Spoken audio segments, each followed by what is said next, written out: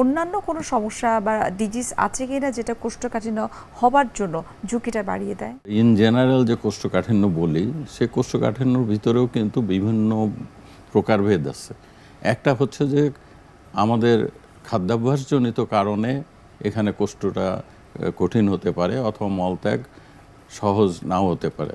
আবার কিছু কিছু রোগ আছে বা কিছু কিছু মানুষের শরীরে শারীরিক কিছু পরিবর্তন আছে, যখন ভিন্ন কারণে উনি স্বাভাবিকভাবে মলত্যাগ করতে পারেন না। যেমন মহিলাদের একটা বিশেষ সময়, অর্থাৎ যখন তারা গর্ভধারণ করে, আচ্ছা। তখন তাদের একদিকে খাদ্যাভ্যাসের সমস্যা, অন্যদিকে ওনাদের পেটের ভিতরে জরায়ুর স্ফীতির কারণে মলদ্বার বা অন্ত্রের উপর যে চাপটা বেড়ে যায়, তার ফলেও কিন্তু ওনাদের কোষ্ঠকাঠিন্য হয়।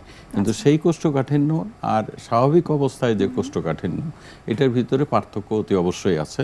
এবং সেক্ষেত্রে যেমন আমরা গর্ভকালীন সময়ে মহিলাদের যেমন বলি অতিরিক্ত পানি পান করা, যে সমস্ত খাবার খেলে সহজে ওনার মলটা নরম হয়, সহজ হয়, সেটার দিকে লক্ষ্য রাখা।